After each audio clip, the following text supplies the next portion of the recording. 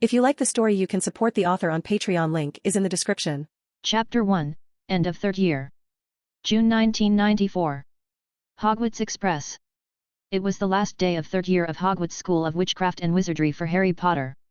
To mildly say, this has been an unusual year for the said boy, though, which was not anything unique considering the events of the first 2 years. Harry Potter was currently occupying the last compartment of the Hogwarts Express. He had asked his friends Ron Weasley and Hermione Granger to leave him alone for the duration of the journey, citing that he needed to rest as did not feel well.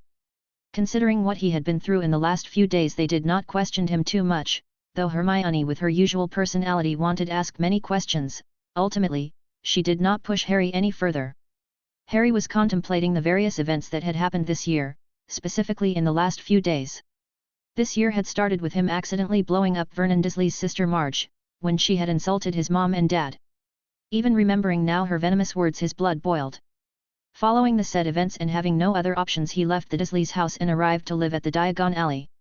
In the Diagon Alley he was informed about the betrayer Sirius Black and how he had escaped Azkaban and was now on the run, supposedly to target Harry Potter.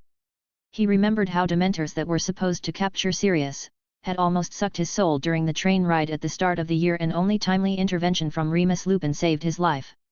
And considering he was Harry Potter, how could things end like that? On the train was the first attack from Dementors. He then remembered how the owls brought to him the firebolt, which was immediately confiscated by Professor McGonagall and Professor Flitwick. He remembered how he acted towards Hermione for her betrayal by informing the two professors about the anonymous gift. Though thinking now, how his life was in constant danger since his first year at Hogwarts, he could not fault her actions, but he was influenced by Ron and now he felt ashamed for it. He made a mental note to apologize to her for it, which he should done way back. Another notable event of the year was the second attack by Dementors on Harry Potter during the Quidditch match, which he again escaped by narrow margin. This was followed by Sirius's breakout inside the Gryffindor dormitory. Events after events flowed after this. He was gifted the Marauders map by the Weasley twins, following which he discovered Sirius Black trying to kill an already dead man. He found out about Remus being his father's best friend. The most shocking revelation of the night was an alive Peter Pettigrew, the real betrayer of James and Lily Potter. Harry was happy on learning that he had a godfather who would love him. He could finally have a true finally. But he was Harry Potter, the mountain of misfortune. Peter Pettigrew escaped. But even so, he was hopeful that words of him, Hermione, Ron, Remus and Snape would get Sirius a proper trial. Then the Dementors attacked again for the third time, and this time they were almost successful in sucking his soul.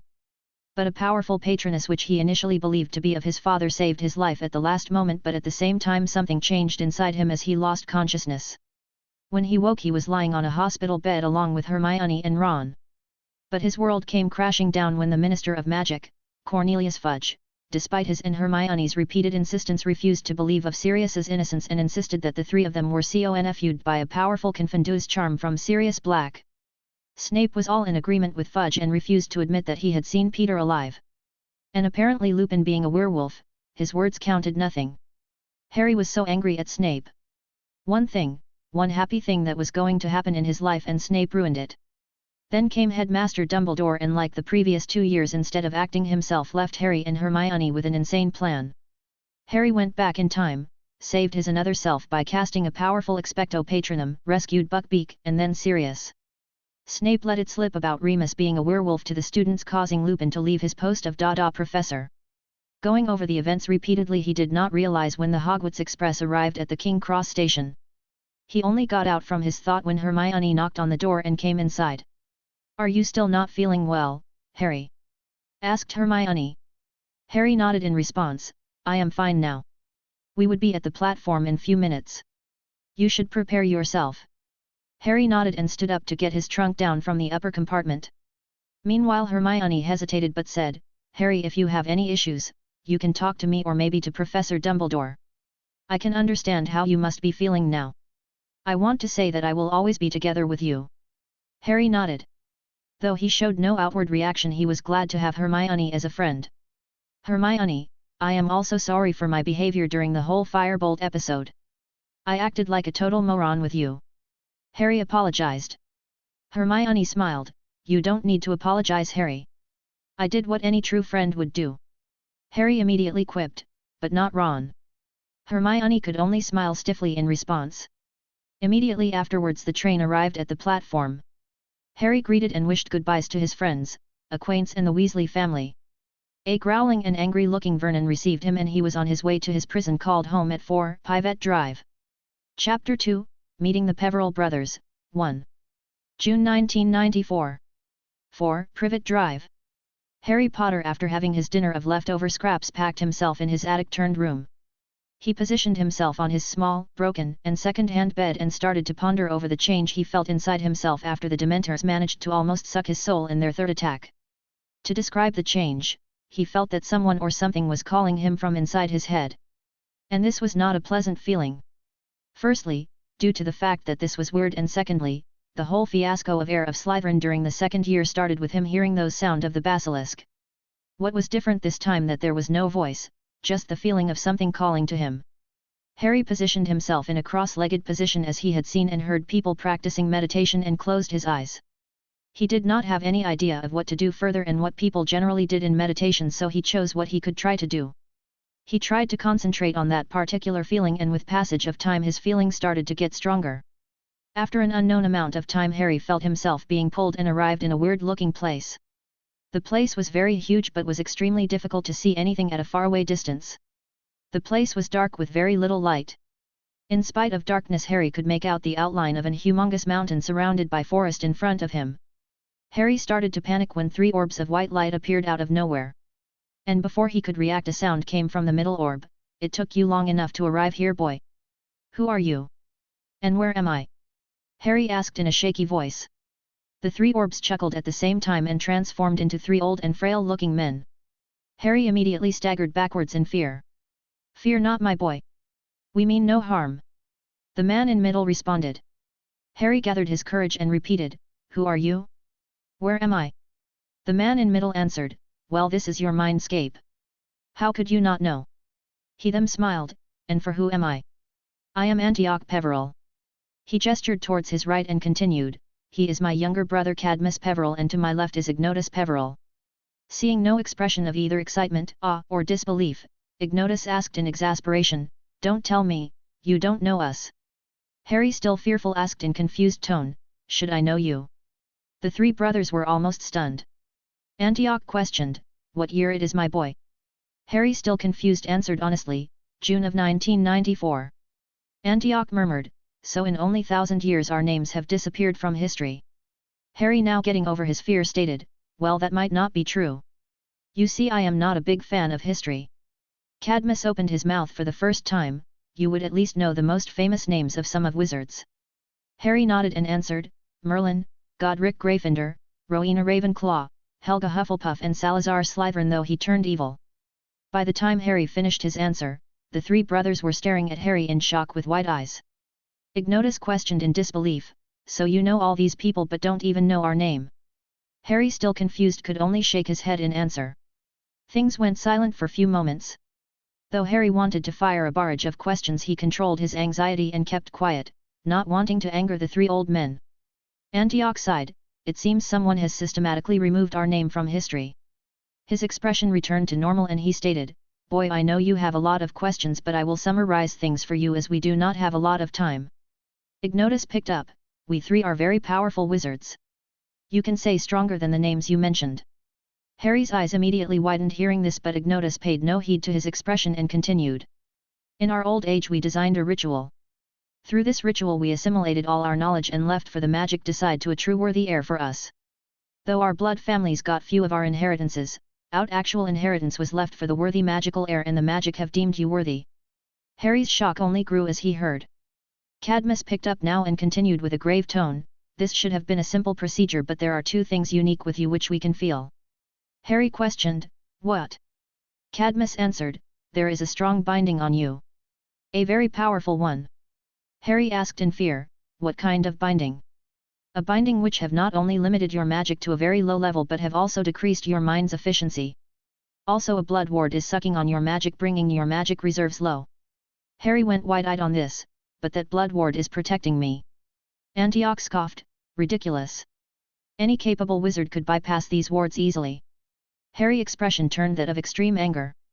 Ignotus commented, it seems that you knew of the wards but were betrayed somehow in believing something else. Harry nodded. Did you know about the magical binding too? Questioned Gringotts. Harry shook his head. Antioch questioned, are you a squib? Harry almost shouted, hell no. Though I am somewhat weak in theory but I can perform magical spells easily. Not to brag but I am one of the best when it comes to magical spells in my year. Antioch raised an eyebrow at this, and what would be the most powerful spell you can perform now? Harry answered honestly, I can produce a full-fledged patroness. This was the time for the three brothers to be in a state of shock and Harry wondered if producing a patroness was really such a big thing. Chapter 3, Meeting the Peverell Brothers, 2. June 1994. 4. Privet Drive. Seeing the look on Harry's face and understanding what he was thinking, the three brothers rolled their eyes. Antioch chuckled, we are not surprised at you producing a patroness. Well, technically not. Harry questioned, then why? Conjuring a patroness at your age is definitely something great. Many able wizards are unable to do so in their lifetime, but for people like us, that is not something very difficult. After all, you were chosen our magical heir deemed worthy by magic itself. Gringotts took over. Magic for wizard is an essential and fundamental part of any wizard's life. When we arrived or say awakened in your mindscape, we were honestly surprised. Because of the binding and the drain that Blood Ward is putting on your magic reserves, you being alive is miraculous, and that too when you are 14 or 15 years. Harry nodded, I would be 14 in a month. Gringotts nodded and continued, so as I told you, being alive was a miracle for us. We considered that even if you are alive, you would be nothing more than a squib and that too much weak physically, but then you tell us that you can produce a full-fledged patroness. Harry nodded in understanding. Now what happens? Questioned Harry. We have many things to discuss before you gain our inheritance. But you need to remove that binding from you. When we will assimilate our knowledge into you, that binding may come as a hindrance and you would need every drop of magic you have. Harry nodded, so you three can remove the binding. At this remark, the three brothers turned sheepish and smiled. Gringotts coughed awkwardly, you see, when we were alive, we could have done it easily, but now we don't have any actual power. We are just representation of our knowledge and experiences. So we cannot help you. You can go to the goblins, if they are still alive, and if you have money, added Cadmus. Harry replied, they are alive and I do have a trust account. So I think I could get it done. Just ask them to get your bindings removed. Do not perform any kind of inheritance test for now, instructed Cadmus. Though Harry did not understand what that actually meant, he agreed, okay. I will only get the binding removed. The three brothers nodded. Harry questioned, what was the second unique condition you mentioned? At this the three men turned serious. Antioch replied, we will talk that after you get your magical binding removed. Harry nodded and asked the question he had in his mind for a long time, you told me this is my mindscape. What does that exactly mean? And how was I able to gain your magical heirship? Cadmus answered, I think this also can be discussed after you remove your binding. Also try to find if you have anything over us left in your history. You know, describing your own greatness feels embarrassing. You would need the story to understand why were you chosen. Harry rolled his eyes and nodded, I will try and see if I can find anything about you. Now how do I leave this place? Asked Harry. Just will and try to break your concentration. Also do not get the blood ward removed, as it would immediately notify the person whoever placed that on you. We will tell you a method to fool that person later. Added Antioch. With this Harry faded away from his mindscape and was back in his rooms. As soon as he was back in his room, rage took over his face. Dumbledore. There was no other person who would have placed the binding on him, and how foolish of him to trust the nonsense of the blood wards. He was going to make that old git pay. For the first 11 years of his life he was beaten and starved. Thanks to that old cot leaving him here. Then the last 3 years at Hogwarts his life had been in constant danger, and that old man had done nothing to help him. After raging internally, he took control over his emotions and calmed himself down. He had to go to Gringotts to get his binding removed. And that was a problem in itself. He was certain that he would not be getting any help from his aunt and uncle to use any muggle means, and neither did he any magical means to go there. After contemplating for a moment, he had an idea and wondered that if it would work. He whispered, Dobby. Immediately, with a pop, a bouncing and excited elf stood in front of him. The great Harry Potter, sir, called for Dobby, squealed Dobby in happiness. Harry took a breath, Dobby, I was wondering if you could help me with something. Dobby again squealed, it would be Dobby's pleasure to help the great Harry Potter, sir. Harry nodded. Do you have any way to transport me to Gringotts? He added unnoticed at the last moment. Dobby best able to take the great Harry Potter, sir. Dobby bounced in happiness. Harry smiled wildly. Wonderful. He added, let me get dressed and can you please call me just Harry or Harry Potter? Dobby replied immediately, how can I call the great Harry Potter, sir, by his name? Harry sighed but let the issue slide for future. He went over his second-hand wardrobe and finally found a sweatshirt. And like all his other clothes, it was Dudley's rejected and too big for him. He was not wearing this for any fashion statement, but that sweatshirt easily hid his face. He did not wanted to appear in the Diagon Alley attracting too much attention. He was ready in seconds. Dobby, I am ready. Dobby came near Harry and held his hand. No one can pop directly inside Gringotts if not authorized by the goblins, so Dobby can pop the great Harry Potter, sir, only at the gate of Gringotts. Harry nodded in agreement and with a pop both of them were gone. Thank you for reading. Rate, review, and comment on my novel. Also send the Power Stones. Chapter 4, Inside Gringotts. June 1994. Gringotts Wizarding Bank. With a pop, Harry and Dobby arrived at the entrance of the Wizarding Bank. Dobby, you can go for now. Next time I call you, come and immediately take me back, Harry said seriously. Dobby nodded in understanding and with another pop he was gone. With his weird appearance, wearing an oversized sweatshirt and hood-covered face, Harry looked out of place, but he ignored few of those glances in his direction and approached one of the goblin teller engaged in his work at the counter. Hello, I was wondering if I can get some help from the help goblins, Harry asked politely. The teller raised his head and snorted, we do not help wizard. We do business for gold. Harry felt amused, then can we discuss a business proposition? The teller nodded and stared at Harry to continue, though he could still not see Harry's face due to the large hood of the sweatshirt covering it. Can we discuss this somewhere private? Questioned Harry. The teller grunted in annoyance, this better be worth wizard. And stood up gesturing Harry to follow behind. Harry quietly walked behind the goblin teller and arrived in a room with two chairs in the middle. The goblin took his seat on one of the chairs, which was made to suit the needs of a goblin, and indicated Harry to take the other empty chair obviously designed for a human. Taking his seat, Harry removed the hood. Hello, I am Harry Potter and you are Mr. The goblin teller was stunned for two reasons.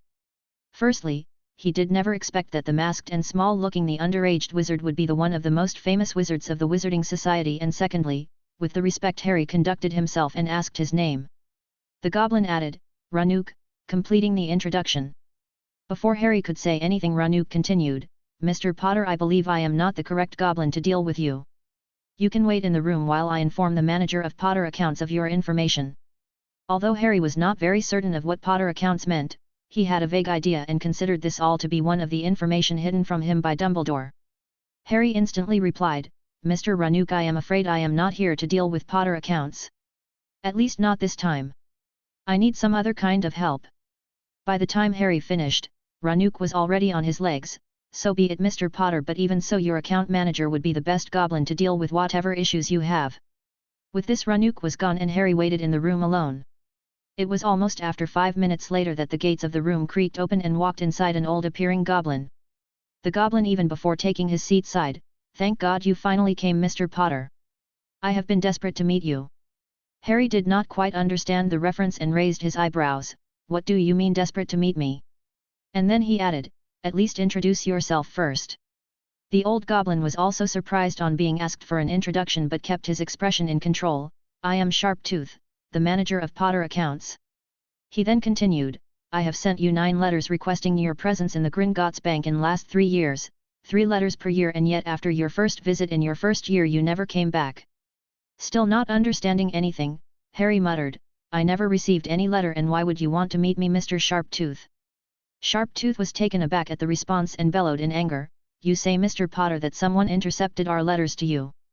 Harry replied, I never received any letters, so this is the most probable case. Is this about my trust vault? Sharptooth flared up, No, why would I bother with change coins? You don't know anything about your family? The Potter family.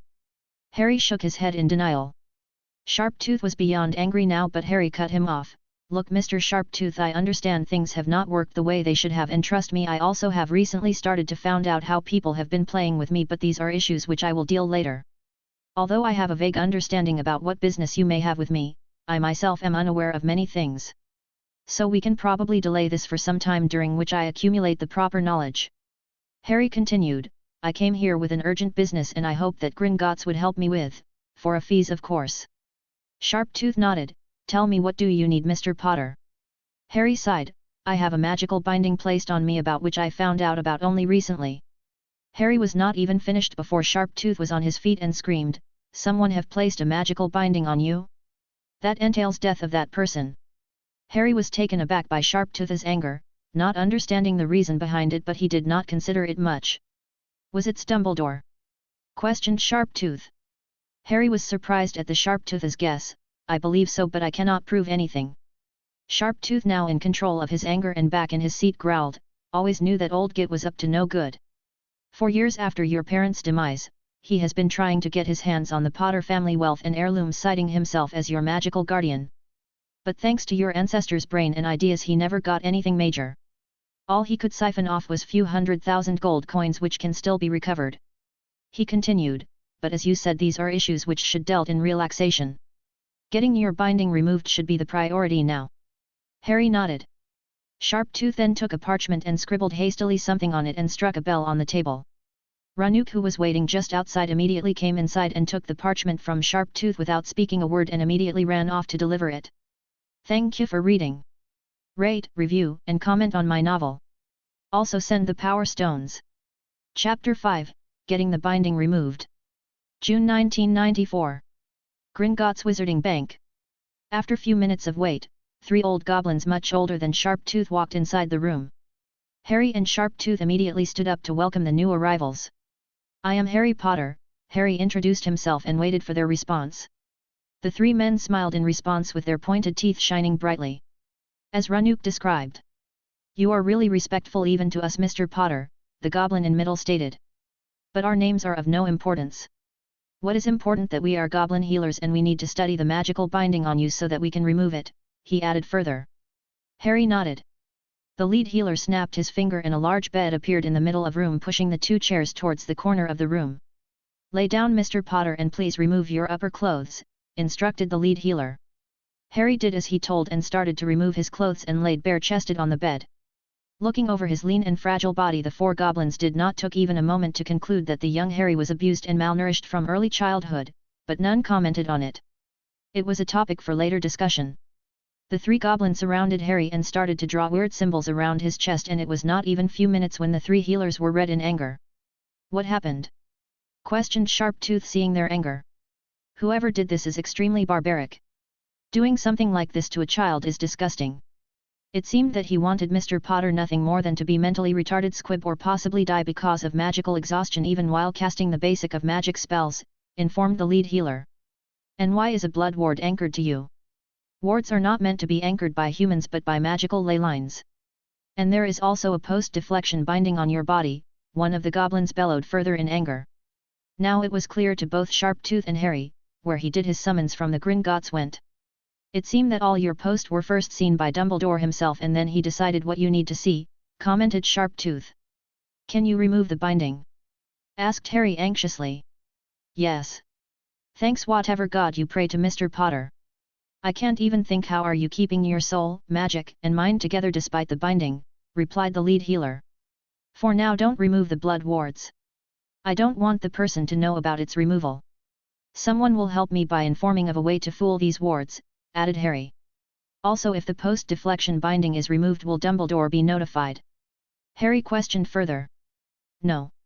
He may doubt if he stops receiving your mails but he would not be notified immediately, informed the lead healer. Get these removed too, added Harry. The lead goblin nodded and did not inquire any further. Sharptooth, ready the ritual room. The binding is powerful one. We need to be accurate and precise during the binding removal, further added the lead healer. Harry was then taken deep inside Gringotts on an exhilarating cart journey and the odd group of 4 goblins and 1 human arrived inside a large room. The room was quite big in size with very high ceilings and was completely empty. On the walls were marked different kind engravings depicting some kind of runes, but he did not have even the slightest of understanding of those. After all, he had taken the easy way out in his 3rd year and had chosen divination and care of magical creatures as his subject. The lead healer arrived at the center of the room and gestured Harry to stand on a particular square marking. After again removing his upper clothes, he stood on that marking, and with a wave of hand from the lead healer, numerous runes lit up on the floor, forming some weird symbols and shapes. This room is a ritual room, but sadly many of your old rituals have been classified as dark magic and banned by the Ministry. Few decades back our ritual room was in great demand from you humans and we earned a lot of gold from it, but sadly now it generally remains out of commission, explained Sharptooth. The lead healer followed. This room can do many things, but for now what we need is a simple function of this room.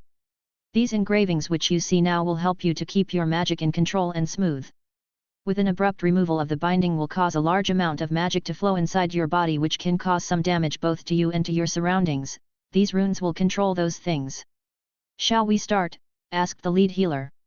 Harry nodded in agreement and the three goblin healers surrounded him, forming a circle. With another swipe of hand, the goblins started their work on removing the binding. Minutes started to trickle down, and as soon as the time passed, Harry literally started to feel magic flowing in his body. He felt his body getting light, mind getting clear and soul getting free. The process continued for 45 minutes and Harry with each passing second started to feel stronger. The few pains he had in his body thanks to Dudley started to heal. He felt connected to the magic and was in love with this feeling. We are done here, Mr. Potter. How do you feel? Questioned the lead healer. Harry laughed happily. I feel so good. I feel powerful and free. Sharptooth added, the binding must have been putting a lot of strain of you. Thanks to God that you somehow got to know of this. Come, let us go back and continue our conversation, Sharptooth added further. The three goblin healers with their work over went into a different direction and Harry along with Sharptooth arrived back into the same room they were sitting in the start. Thank you for reading. Rate, review, and comment on my novel. Also send the Power Stones. Chapter 6, Buying Books. June 1994. Gringotts Wizarding Bank. Harry and Sharptooth took their respective seats. Do you wish to talk about anything else, Mr. Potter? Asked Sharptooth. Harry shook his head. No. About the payment of the procedure. We will deduct it automatically from your trust vault, Sharptooth cut off Harry in middle. Harry continued, I also wanted to withdraw some money from my vault but... Sharptooth waited for Harry to finish. But I don't have my key with me, finished Harry. You have not gotten your key back from Molly Weasley? Questioned Sharptooth. I never had my key. Hagrid got me here for the first time and got me just enough coins to barely survive the first year, and in my second year Mrs. Weasley had my key who used it to get my supplies, and same for my third year, Harry answered back. So you never authorized Mrs. Weasley to use your money and have your key? Questioned Sharptooth. She might have mentioned to me about getting my money and helping in getting the supplies and I had agreed, but I did not understood things back then. Stated Harry. He continued, money was a luxury for me and I had no idea what all that entails. It never occurred to me the value of all that gold I had with me, and since Hagrid only got me very little coins and I lived like almost a pauper. Now Harry himself wondered that why despite having so much gold in his vault he was still wearing old clothes and no one at Hogwarts even mentioned it to him. Also, he had his glasses broken but he did not got a new one, and if Hermione had not repaired it during his first journey on Hogwarts Express, he might have worn the same broken glasses for the whole year. Sharptooth added, I must inform you that whatever money Mrs. Weasley took out was much greater than what is required to gather school supplies and live off for a year. She stated that she had your explicit permission to take as much as she wanted. Also, when I questioned her why were you ignoring all of my summons and did not come himself to take out money, she did not answer clearly and ditched the topic immediately. Sharptooth continued, very well, for now. I will get you another key made and the previous key would be declared redundant. Harry nodded, that would be helpful. I will be back in few days and hopefully with some knowledge about all what this entails, and then we can have our discussion. Sharptooth nodded in agreement. After another few minutes of wait, Harry was delivered his new key, which was followed by another exhilarating cart ride to his trust vault, from which he stuffed a large amount of gold coins in one pouch and walked outside Gringotts with his hood-covered face. June 1994. Diagon Alley. His destination for now was Flourish and Blots. Walking inside the bookstore, Harry started to quickly go through books trying to find anything useful. After rummaging through for at least an hour he selected quite a few books related to history of magic, wizarding society, its political structure, history of old and ancient families and many more obscure topic. Although the bookstore contained various books on magical legends like Merlin, Morgana, Godric Gryffindor, Salazar Slytherin and many others including himself and Dumbledore, there was no book titled or related to Peverell brothers. He could only hope that he may find something useful in one of the history books. He arrived at the counter to get his billing done of his dozen books. "Quite a reader you are, young boy, and don't tell me you have sneaked from your house," a tired-appearing middle-aged man at the counter commented, seeing Harry with lot of books and the masked appearance. Since it was the summer vacation, the shop was mostly empty. "Would you please conduct the sale faster?" stated Harry, indicating that he was in no mood to engage in any small talk. The man sighed and started to arrange the books. "Do you have any book on Peverell brothers?" Harry asked after hesitation. The man stopped and stared at Harry. "Why do you ask, boy?" Harry was confused at the man's reaction but was certain that the man knew of them, but it was not something which might have been mentioned regularly. "I heard it somewhere and that they were great wizards. I just wanted to know," answered Harry. "Ah. You must have heard them in the tales of Beedle the Bard," the man smiled as if he came to a realization. Within moments he produced one thin-looking book on the counter. "Here it is. Do you want to add this too?" Harry nodded in affirmative. Though he was unsure about all of it. He finally gets something related to the brothers, and that too in a book of fairy tale. That would be 39 galleons after rounding off. "Consider it small discount," stated the man after going through all the books. Harry counted his galleons and handed them over to the man. The man meanwhile took his wand and waved it, and the bundled books shrunk to a size of a small cube. Seeing this, Harry said, "Can you leave them in their original state? I am underage, hence not allowed to perform magic." The man smiled. "You just need to tap on the top of the books and they would be back to their original state. No magic required." Harry was relieved hearing this. He was worried about how was he going to take such large number of books with him and whether Dobby would be able to pop him at his home along with the books. Harry picked up the shrunken cube and placed it in his large pocket of the sweatshirt and was about to walk out from the shop. "If you want to know more about the Peverell brothers, then you may find such books in the Nocturne Alley," Harry heard the man muttering behind his back. Harry nodded without turning and left the shop quickly and quietly. As soon as he was on streets he muttered, "Dobby," and there was a pop, and with another immediate pop Harry was gone from the Diagon Alley back to his home. Thank you for reading. Rate, review, and comment on my novel. Also send the Power Stones. Chapter 7, True Tale of Peverell Brothers. June 1994. 4. Privet Drive. Harry with a pop arrived in his attic-turned room. "Thank you so much, Dobby, for helping me," said Harry. Dobby bounced in excitement. "No need to thanks. It bes my great pleasure to serve the great Harry Potter, sir. I will call you back later, Dobby." Harry dismissed Dobby and with a pop he was gone. Harry then took out the shrunken cube of the books, and as the shopkeeper had instructed him, he tapped on the front side of the cube and in a swirl the cube enlarged and a small mountain of books stood in front of Harry. Without wasting any time, Harry took the fairy tale book The Tales of Beedle the Bard and started to go through it. Finally, after going through different stories, he found the story of the three brothers. Harry was amazed and stupefied at the same time. He did not even know whether to believe the tale or not, as it was definitely a bedtime story for children. Also, the tale mentioned no name, but Harry was sure these three brothers were none other than Antioch, Cadmus, and Ignotus, which was also confirmed by the shopkeeper. Though the man in the shop had told Harry that he may found books related to them in the Nocturne Alley, Harry did not want to go there. The place was dangerous, and Harry knew well enough that he was not capable of protecting himself even if magic was overflowing in his body. He was also not aware where to actually search for the books. He decided to go back to his Mindscape and hear their stories from the three brothers and get his answers quick. Like the previous time, Harry sat cross-legged, closed his eyes and concentrated on his previous feeling. This time he was drawn in his Mindscape in moments. His Mindscape was vastly different this time. The dark and gloominess of the place was gone. Instead, the place was filled with a blue-colored mist and things have gotten much brighter. Also, the mountains and forest, which was barely visible previous time, was now clear. But the mountains and forest were odd. The shapes of mountains were strange and there were abrupt joints and cracks on these mountains, and same was the case with the forests. It appeared that these things had been broken into pieces and juggled. "Wondering why is there such a change in your Mindscape?" came the voice of Antioch. Harry turned to face the three brothers. "You got your binding removed," stated Ignotus. Harry nodded in agreement. "Now we must deal with things in a systematic manner. Firstly, we will begin with our story and why were you chosen to be our heir. Secondly, we will tell you about your Mindscape and its changes, though you will receive it knowledge in our inheritance, and finally, we will talk about your second unique condition that we had mentioned, said Cadmus. So found anything about us? Asked Gringotts. I found a story about the three of you, but I am not sure it is true since it was a part of fairy tale book, replied Harry. It seems that we have been deleted from history, sighed Antioch. Tell us the story, he added further. With this Harry recited the complete story of the three brothers, and as he went through the story, they stared at Harry in bewilderment, and the moment Harry finished his story they burst out laughing. Harry was unsure of what to do. It took few minutes for the brothers to calm down. Not only we have been deleted from history but also turned into arrogant fools. At least Gringotts was portrayed to be wise, laughed Cadmus. Is the story true or false? Questioned Harry.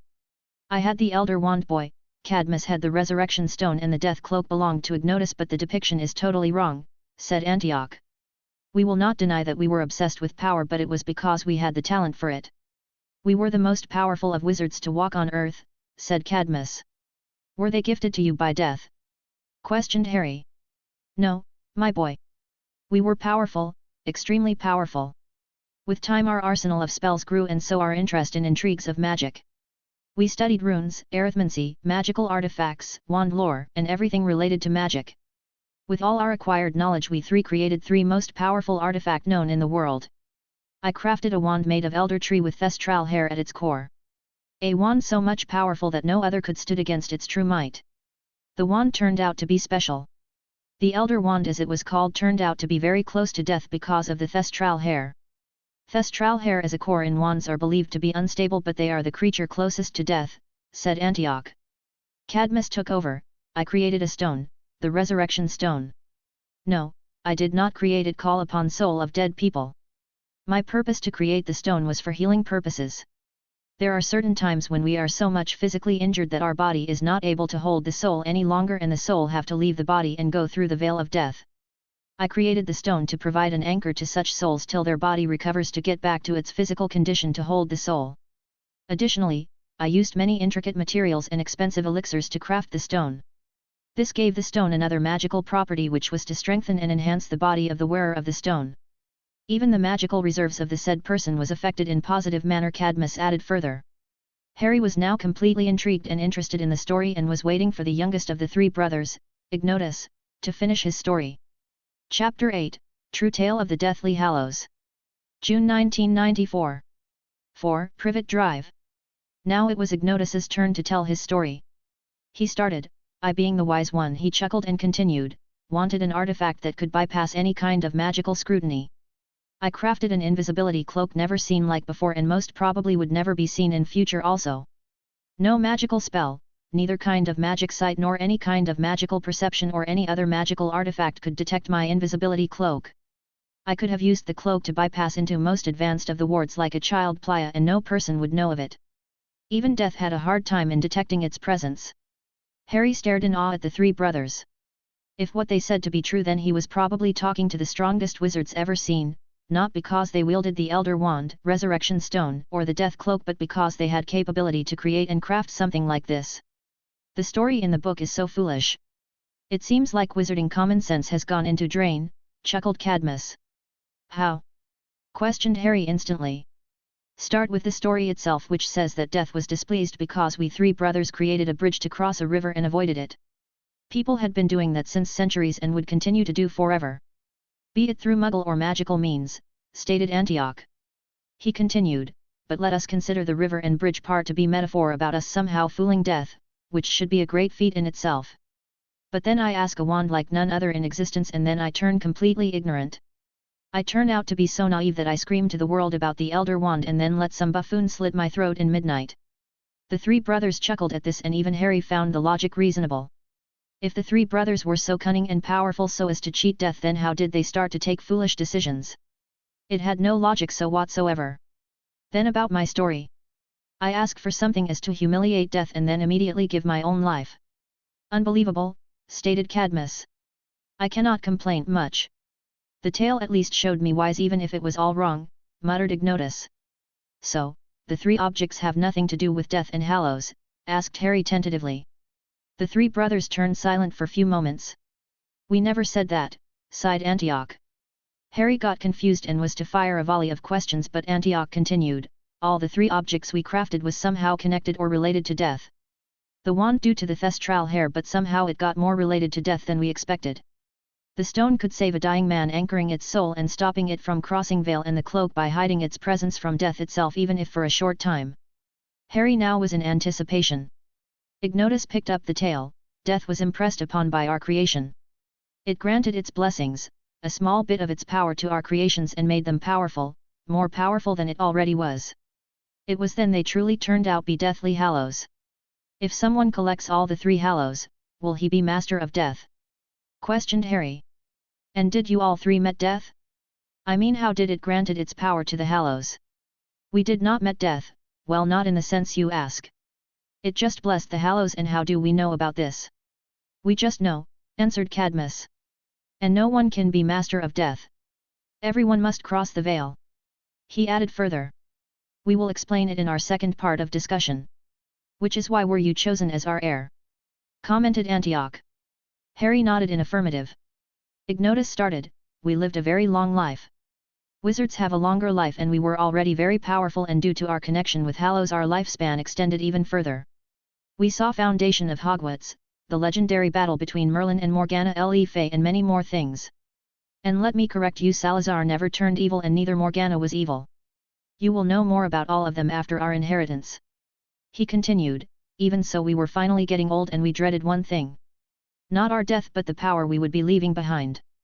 The 3 Hallows in wrong hands and the whole world would be turned upside down. Harry agreed with that. He could imagine what Tom Riddle or Voldemort would have done with such kind of power. We devised a ritual, and again with an invisible help of death sealed the true power of the Hallows. They would remain strong even in their sealed state, but nowhere near their original power, added Antioch. In the ritual we stored our inheritance to be remain sealed till our true heir is found out, who will wield the Hallows with their true power, and that heir is you, my boy, concluded Antioch. Without giving any chance for Harry to speak, Cadmus picked up, and why were you chosen? Because you were deemed worthy by magic and by death itself. Magic may have deemed many a people worthy, but death deems no one worthy. When we sealed the powers, we were almost sure that there would never come a human who would be deemed worthy by death itself. You are a special one, my boy. Harry almost froze in his place. All this information was too much take in. Deemed worthy by magic and death itself. He could not remember anything which would warrant such a thing. He had only survived till now only because of luck. Tell us, how many times have you brushed death, Harry? Questioned Antioch. And so began Harry's tale of his life. He told his story about his survival from the killing curse, to his foolish duel with a troll, to his legendary battle with a basilisk and soul-possessed diary, and his 3 near-death experience against the Dementors. At the end of his tale the brothers stood solemn, surprised, stunned, and definitely in awe of the little boy in front of them. Chapter 9, Explanation about Mindscape. June 1994. 4. Privet Drive. At the end of his tale the brothers stood solemn, surprised, stunned, and definitely in awe of the little boy in front of them. No wonder you were chosen by death, Harry, roared Antioch in laughter. But I did nothing special. I do not even know how did I survive the killing curse. And all the things that happened to me at Hogwarts, I barely escaped them relying on my luck rather than my ability, countered Harry. The 3 brothers shook their head. No, Harry. No one survives so many times by only relying on luck. Even if it was more of luck, you must done things, taken decisions, or performed miracles to survive. Be it your bravery in cutting through the basilisk or conjuring a patroness with your magic bounded, added Cadmus. And about my killing curse? Asked back Harry. We do not know, answered Antioch, but it may be because of 2 things that I can think of. He continued, maybe you were blessed by death and destined to wield the Hallows since your birth, or maybe your parents, specifically your mother, performed some miraculous feat, or a combination of both. Whatever the reason, you were connected to death, deeply. Harry could only nod. Gringotts said, now is not the time to fret over these things. In future you may continue to research and find things, but now is the time to go to our next explanation. Does uniting all the 3 Hallows would make anyone a master of death?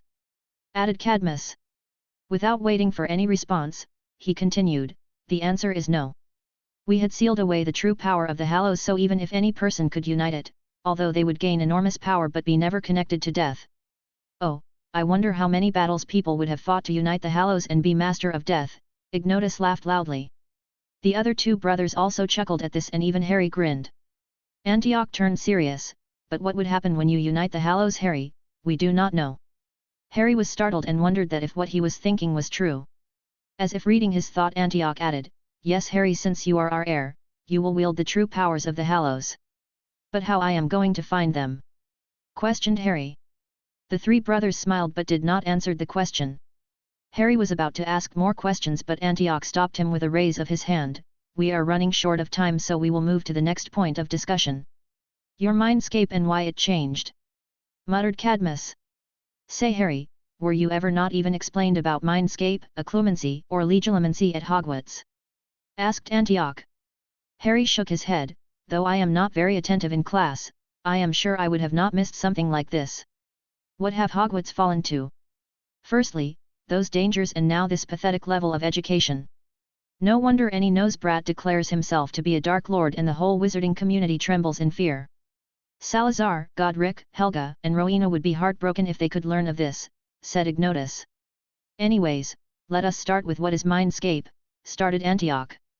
"Mindscape is a simple representation of mind and your soul, Harry. If you go more basic, then it is a place where you store your memories." "So why does it look like this?" asked Harry. "Every person has a different type of mindscape, Harry. People who have well-developed mindscape are well-versed in mind arts. Basically, if you are a master at mind arts, you can shape your mindscape as per your wishes," replied Antioch. "Now let us discuss your case, Harry," Cadmus picked up. "As we told you, everyone has a different kind of mindscape, and with practice they can expand and evolve it. An average mindscape is as big as a single room with no visual representation. With more practice, people build up some visual representation of their mindscape. Most people are generally able to build few simpler structures like a house, some trees, lake, or any other thing they desire and are capable of. These representation helps them in better organizing their thoughts and memories. It also helps in improving the efficiency of various mind arts and also strengthens the defense against mind attack from other people." Hearing this, Harry again looked around to gaze at the juggled mountains and forests whose size was almost 2 times of a football field. Seeing the questioning look on Harry's face, Ignotus said, "But you are no ordinary wizard, Harry. You are destined to be the greatest. We 3 were greatest of mind arts masters, and even at our peak we did not had such a evolved mindscape. Since your magic was bound along with your soul and mind, you did never have the access to your mindscape. Otherwise, you would have learned about it sooner or later." He continued further, "The blue fog you are seeing, Harry, is your magic. With your magic bound, this place had turned gloomy and had no order. Hence these juggled mountains and forest. But now as your magic is back, it is back to what it should be. Now it is naturally evolving and coming in order. Do not worry much. We have told you the basic. You will receive all our knowledge on this subject along with occlumency and legilimency in our inheritance. With practice you will learn to organize your mindscape in a better manner as per your wishes. But seeing your initial mindscape, I am certain that is going to be a very easy task for you, Harry," added Antioch. Harry nodded in affirmative. From considering him to a weak and pitiful wizard, in a matter of day Harry found that he is destined to be the greatest. Harry did a mental laugh at this, if it was possible, considering he was already in his mind. Chapter 10, Horcrux. June 1994. 4. Privet Drive. "Harry, now we should discuss the second unique situation we mentioned about you," said Antioch. Harry nodded, and from their expressions he could tell that this was not something good. "We won't mince our words, Harry. There is piece of soul latched on you, in your mindscape," informed Cadmus. Realization struck Harry. "Voldemort. We also think that it is him," added Ignotus. "And we believe it was during when you vanquished him and he latched onto your forehead on your scar. It is him. Every time I was near Quirrell my scar did hurt, and even while facing his soul wraith in Chamber of Secrets I had tingling sensation in my scar," muttered Harry. "To tell you the truth, Harry, it is wonder that with your magic, soul and mind bound, that soul was not able to take possession over you," stated Ignotus. "Is it going to be a problem?" asked Harry almost in frightened tone. The 3 brothers shook their head. Cadmus scoffed, "I say that your headmaster Dumbledore did all this knowingly and willingly. He either hoped you turn into a squib using these bounds, or hoped that the soul latched on you take possession over you." Harry wondered inwardly. Recent events which have come to light made him sure that Dumbledore was somehow trying to manipulate him and keeping him away and uniformed about the wizarding world other than Hogwarts. But he was still not sure that if Dumbledore had really fallen down so low to such plotting. "I agree with that. How come the greatest wizard of your time never noticed this, or how come healers at Hogwarts did not notice a literal soul piece on your scar? And that is no ordinary soul piece.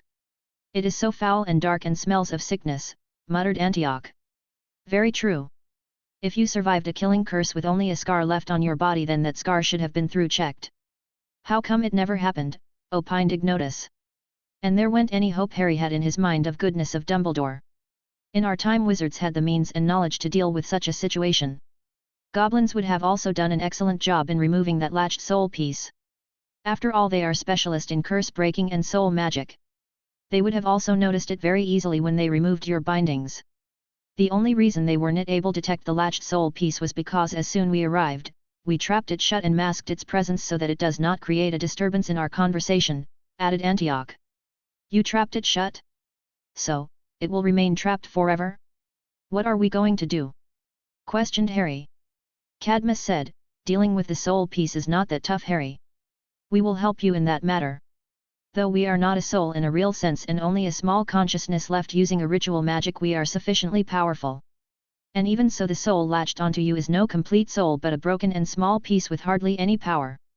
Given even time, and if you had remained unaware, then it may have taken control over you. But now you can access your mindscape with your full magical reserve and a complete soul. I believe that even you without any experience can deal with that. Still seeing a solemn appear in their faces, Harry frowned. Then what is the matter? Antioch sighed. At first we considered it nothing major. We considered it to be any kind of accident. We even thought that this latched foul soul is reason death blessed you, but as you told your life story and your encounter with two soul wraiths of same person to whom this latched soul belonged, it indicated things in certain other directions. What? Asked Harry. Horcrux, muttered Cadmus. Harry frowned and brainstormed his memories if he had heard of this term. What is it? Antioch sighed. It is a dark magical ritual, very dark and very foul. Even during our time people shuddered over it. He continued, it involves splitting your soul into many pieces and anchoring them to certain things. It is said to be one method to attain immortality. To deceive death. To kill that person, every Horcrux must be destroyed. And since there is no singular soul left, death has nothing to claim for preventing the person dying from natural cause. The physical body grows old and fades away, but the soul lives. With time he can possess some other person or create a new physical body for themselves. Various rituals and magical artifacts can help in it. The elixir from the Philosopher's Stone you mentioned being one of them. The diary I destroyed and me are Horcrux, while the one possessing Quirrell would be the real one, added Harry. The three brothers nodded. He must have created more. How many exactly, only he would be knowing, replied Cadmus. Horcrux creation is a very foul thing to do, Harry. It involves literal splitting of your soul. To split your soul one time renders you insane and mind deformed. Any kind of morality is stripped of from that person, continued Antioch. He added, Harry, to split the soul one time involves a long ritual requiring the blood and ingredients from many innocent and harmless creatures. But do you know what makes the ritual heinous? Harry waited for answer. He was disgusted from what he heard till now. Cadmus picked up the conversation. At the last stage of the ritual a sacrifice is said to be required, supposedly for death. He scoffed at this. 11 cold-blooded murder is required to complete it. 11 unicorns, 11 centaurs, and 11 wizard or witch are sacrificed. Harry almost lost his control. He was disgusted to the core at what he heard. He wondered how low and foul Voldemort have fallen so as to gain immortality. Author, most stories describe one cold-blooded murder is required for Horcrux creation. But Voldemort was killing innocent people in dozens during his raids, so how that one murder is something extreme? That is why I decided to go more sinister and heinous about his Horcrux creation, which actually make it foul and dark even by Voldemort's standards. I may have overdone it, but I felt it to be appropriate. Please tell your opinion about this. Thank you for reading. Rate, review, and comment on my novel. Also send the Power Stones. Chapter 11, Farewell to Peverell Brothers. June 1994. 4. Privet Drive. The three brothers remained silent for few minutes and waited for Harry to digest the disgusting information they told him. In those few silent moments Harry felt a myriad of feelings ranging from disgust, anger, rage, trouble, and many more. After few minutes Harry finally calmed down. So in order to completely kill Voldemort I must find all the Horcrux and destroy them. The three brothers nodded while Ignotus spoke. Destroying a Horcrux is not easy. And since Horcrux are not exactly common, there are no verified methods to it. Theoretically, a killing curse would destroy the soul inside the vessel of the Horcrux, and though basilisk venom would do the trick as it did with the diary, it will destroy the vessel.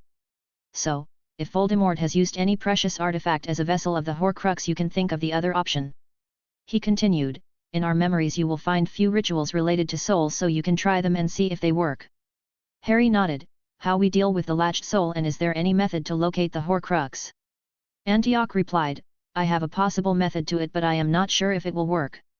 If it does work, finding the Horcrux will quite easy for you. Harry nodded and waited for the answer.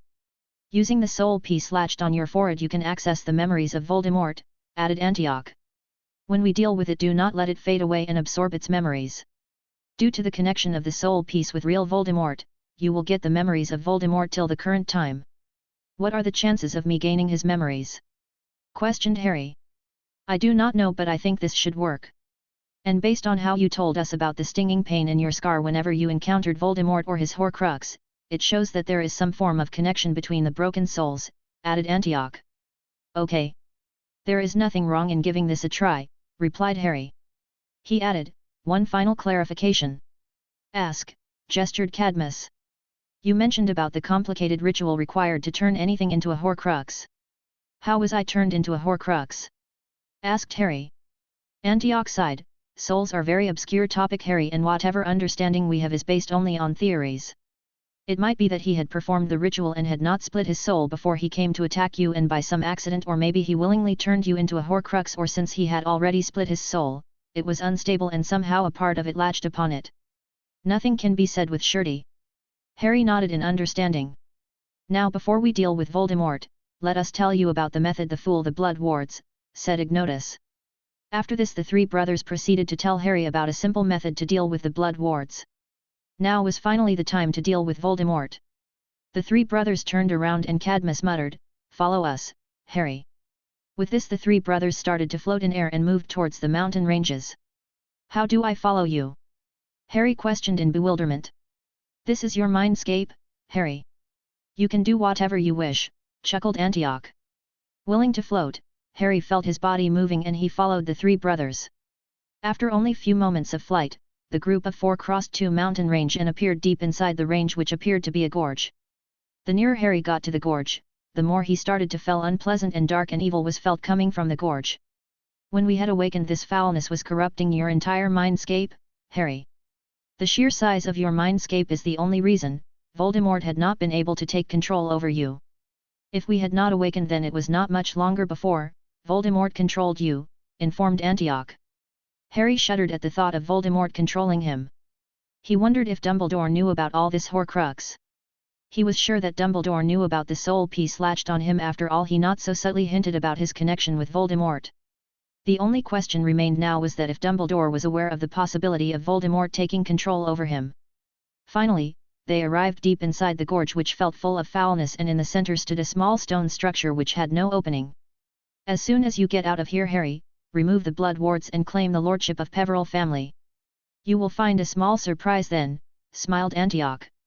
"Also live a full life and always do things which makes you happy. You have lived a tough life, Harry, and do not burden yourself more than necessary. You can deal with Voldemort easily and also let no one manipulate yourself," muttered Cadmus with a small smile. "Although this is something you will eventually learn, I must tell you, Harry, that you are my descendant," informed Gringotts. Seeing this surprised look on Harry's face, Gringotts chuckled, "Potters were related to me, Harry. Though out of fear of destruction we left our legacy to a magical heir and not to our blood descendants, it feels good to learn that one from my lineage has been chosen by magic and death." Harry wanted to say few words to the three old men, but they had already started to walk towards the stone structure. Harry felt a small tear trickling down his cheek. Though he had not even spent few hours with them, he knew they cared about him. In his entire life, as far as Harry remembered, he had never felt such emotions. Even when he had trusted Dumbledore and not learned of his manipulations, and who had tried to maintain a grandfatherly persona in front of him, did not made him feel so. Dumbledore always talked in riddles, playing his little games, and there was not a single instance when that old coot had tried to help him. Chapter 12, Dealing with Voldemort. June 1994. 4. Privet Drive. The three brothers walked towards the small stone hut. Harry felt a nauseous feeling coming from the hut, and this was the source all the darkness, evilness, and foulness that Harry was feeling. The three brothers surrounded the hut and formed a triangle around it with the stone hut in the center of the triangle and the three brothers standing at the three corners of the triangle. After taking their positions, the brothers started to move their hands and draw weird symbols using their fingers, which Harry had no idea what they were about. The blue fog in Harry's mindscape, indicating his magic, started to dance around the fingertips of the three brothers. After few moments, a complex figure was drawn in front of the brothers. Although Harry had no idea what they were, he could guess that they were some kinds of runes.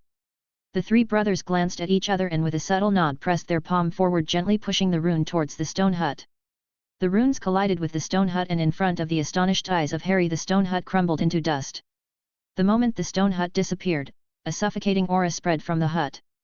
The darkness and the foulness which was contained within the hut stormed hut, drowning Harry in itself. Though the three Peverell brothers looked unfazed by the sudden change in the environment, Harry shivered in suffocation of the darkness. Gathering his courage, Harry stared towards where the stone hut previously stood, and his fear once again alleviated, and he staggered few steps behind. In the center of the triangle formed by the three Peverell brothers stood a nose-less dark wraith.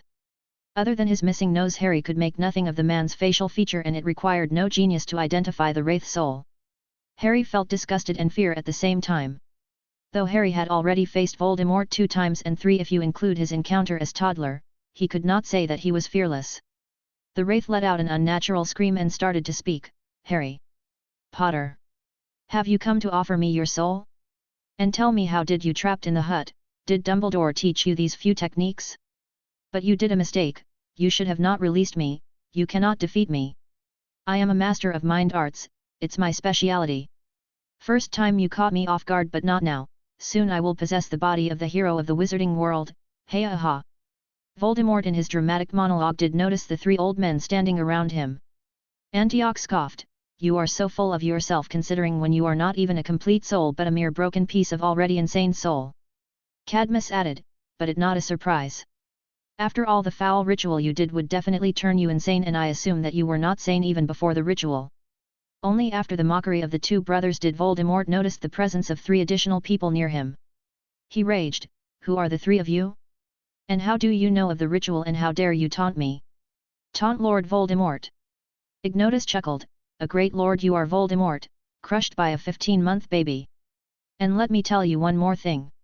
He laughed, then continued, Harry have already defeated you 2 more times when your original soul wraith tried to resurrect you.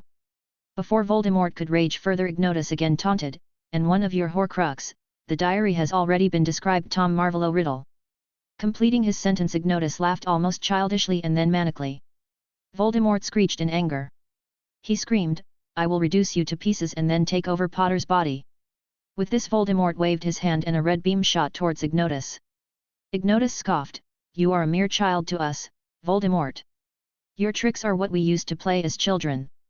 With this, he waved his hand and a dome formed all around Voldemort with the 3 brothers forming its axis. Antioch thundered, enough of the nonsense. Don't waste time. With his statement, the 3 brothers nodded at each other, and then before Voldemort could rage further, each of them poked a finger on the dome. Runes after runes started to appear on the dome, and just like the stone hut, the soul wraith of Voldemort started to crumble into dust. Voldemort let out a final screech, "Nuh-uh-uh," before he completely disappeared. Harry finally felt a relief washing over his mind, and he was starting to run towards the Peverell brothers when the 3 of them turned towards him and muttered at the same time, all the best, Harry, and be happy. With their final parting words, the 3 brothers also started to crumble into nothingness and ultimately disappeared. Harry let go over his controlled emotions, and tears started to run from his eyes. Though from the very beginning, Harry knew that the 3 of them would be leaving him soon, he felt an enormous loss at their disappearance and felt a huge emptiness surrounding him. Lost in his grief and loss, Harry tried to take control over his emotions when there was a sudden quake in his mindscape. Abrupt change started to occur in his mindscape. Some of mountains started to grow bigger while some of them collapsed. The forest started to grow wild while some trees completely dried down. Harry tried to take control over his mindscape and stop these abrupt changes when fatigue washed over his mind and darkness consumed him and he collapsed. Chapter 13, Removing the Blood Ward. June 1994. 4. Privet Drive. After an unknown amount of time, Harry woke from his unconsciousness and found himself lying sprawled on the floor of the attic. The sun had already set and it was already late in night. Harry blinked his eyes few times and took few moments to register what had happened. Finally, recalling the events and collecting himself, he pushed himself from the floor and stood up. The first thing he noticed after standing was the dried blood on his face. Moving his body, he reached in front of the window glass, which he used as a makeshift mirror. He gazed his appearance, and to his surprise his scar on forehead was almost gone. Only a very light bruise remained in its place. The blood had come out from the scare, which after a certain time had dried down. Harry concluded that his scar was the side effect of the Voldemort's soul wraith, and with the soul wraith gone the scar had also healed. Harry then took his seat on the second hand in the broken bed and tried to look into his mindscape to know what had transpired into there which had caused him lose his consciousness. The moment he tried to focus his mind on his mindscape, he was assaulted by a huge amount of disorganized and unknown memories which left him dizzy in seconds. Having no idea how to react in this situation, he instinctively willed and shut down the assault from his mindscape. Taking further few deep breaths, he calmed himself. Though he was not very himself for now, he assumed that his loss of consciousness was something related to the memories of the 3 Peverell brothers. Thinking about the Peverell brothers, he let out a sad smile. Though a lot was to be done, Harry felt extremely tired and was in no mood to do anything and went to sleep. The next morning was the usual routine for Harry. He woke up in the morning, prepared food for the Dursleys, heard them taunting and scolding him, and ate the leftover scraps. After that he shut down his attic using a makeshift obstacle of his old chair. Then he took a small butter knife he had sneaked from the kitchen. Harry then sat very focused and started to draw runes on the floor of the attic as the Peverell brothers had instructed. At first, he was skeptical that if he remembered every rune correctly, but to his surprise, he had a very vivid recall of whatever the brothers have shown him. Not only this, he was beyond surprised when, in addition to his own memories of the runes, he could also recall the memories of the 3 brothers regarding that particular rune. It took him few minutes to complete the rune. At first, he was doubtful if his magic would respond without a wand, but was pleased when he felt no obstacle and a perfect connect to his magic while drawing the runes. The rune, when completed, took a hexagonal shape and was filled with the smaller component of the runes from his inside. After that, taking the butter knife, he slit open his palm and tried to drop the blood drops from his slit palm on the rune, but to his astonishment the palm healed even before a single drop of blood spilled. This came as a shock to Harry. Though he knew he had a strong healing capacity, as his injury he received from the Dursleys healed quite quickly, but it was never up to this extent. He wondered that if his bound magic had some kind of role in this. Letting the thought aside for now, he again took the knife and slit open his palm and then tried to force his magical flow away from the injury. To his pleasing, this method worked, and Harry dropped 11 blood drops on the rune, which were quickly absorbed inside the rune. As soon as the 11th drop of the blood was absorbed, a golden light surrounded Harry, the rune on the floor of the attic and whole of the house. It took not even a second and the golden light along with the rune disappeared, and Harry felt the blood wards leaving his body and his magical flow getting more dense and stronger. Harry had successfully removed the blood ward from his body. Using his blood, he had shifted the anchor of the blood ward from himself to those 11 drops of blood. But now, since the ward had no magical reserve, in this case Harry himself, it was nothing more than a decorative boundary.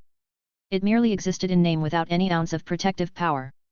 Whatever instrument Dumbledore would have been using, it would continue to show the presence of a blood ward tied to Harry's blood. In case even if tried to check via normal means, he would still feel its presence but would never know that it had lost all its power, unless he personally decides to test against the wards, which was very unlikely. Accomplishing the first task, and an important task, Harry looked forward to what he had to do now, which was him claiming the lordship of Peverell family. Though he was not exactly aware of what his claiming of the Peverell lordship signified, but since the brothers had asked him to do so, he would follow it and later gather information about its meaning. But even so, he was excited about the little surprise the Peverell brothers had talked about. Chapter 14, Lord Peverell. June 1994. 4. Privet Drive. An excited Harry focused to claim the lordship of the Peverell family, and to his surprise, he felt magic working in giving the correct method to do so. Keeping his body straight, he started to speak. I, Harry James Potter, son of James Charles Potter and Lily Evans Potter, hereby claim the lordship of Peverell family. I claim myself to have been chosen as the true magical heir of Antioch Peverell, Cadmus Peverell and Ignotus Peverell, by magic and death itself. I claim to take my duties as Peverell Lord, sincerely and responsibly. As soon as Harry completed his oath, he felt his magic flaring in a golden circle with grey shades surrounding him. He felt being judged by the golden circle or by magic and death itself. And after few moments, the circle contracted and ultimately merged into Harry's body, completing the oath and judging it to be correct. Now Harry Potter was officially Lord Peverell. Harry grinned for moments and wondered how would he be receiving the surprise the Peverell brothers had mentioned. To his astonishment, his school trunk, which was lying nearby, snapped open and his invisibility cloak flew and expanded in size and wrapped around Harry like a shawl. Even before his mind could wander what exactly happened, two more objects made a sudden appearance in front of him. The first was an octagonal stone, black in color. In front of Harry's surprised eyes, the stone flew towards his chest and a golden-colored case appeared out of nowhere. The stone was perfectly enclosed in the case and the case hung on Harry's neck from a golden thread. The second object to make an appearance was a wand. Harry instinctively raised his hand and the wand flew in his hand. As soon as Harry touched the wand, another golden light much more majestic than the previous time surrounded Harry, and in few extra moments the light was gone. It took Harry few minutes to register what had actually transpired in front of him. He now held the three legendary Deathly Hallows. When the light had disappeared, the three Hallows had also disappeared, but Harry could still feel their power and their linkage to his soul. It would take not even a moment for Harry to recall the Hallows. The first and the most surprising was his invisibility cloak. He had never thought that his invisibility cloak was one of the legendary Deathly Hallows. Dumbledore had easily seen through his cloak, and Ignotus had told him that no protection or ward could detect the presence of the cloak. Even if the power of the cloak was sealed and was not working on its full capacity, it should have not been possible for Dumbledore to see through the cloak unless he had stuck few of detection and tracking charms on the cloak. Though Harry felt relief when he learned through his connection from the Hallows that not only the Hallows are back to their full power, having been freed from any kind of restriction, they have also been cleansed of any kind spells or magical rituals placed on them through the centuries. Harry willed for the cloak and the cloak appeared wrapped around him like a shawl. A hood hung from the cloak which Harry used to cover his head and he disappeared. Harry again willed and the cloak disappeared. The second thing was the resurrection stone, and as soon as Harry focused his mind on the stone he was assaulted by Voldemort's memories regarding the stone.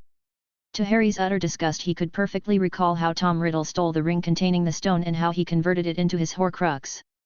Not willing to deal with the memories of Horcrux for now, Harry shifted his mind from Voldemort's memories.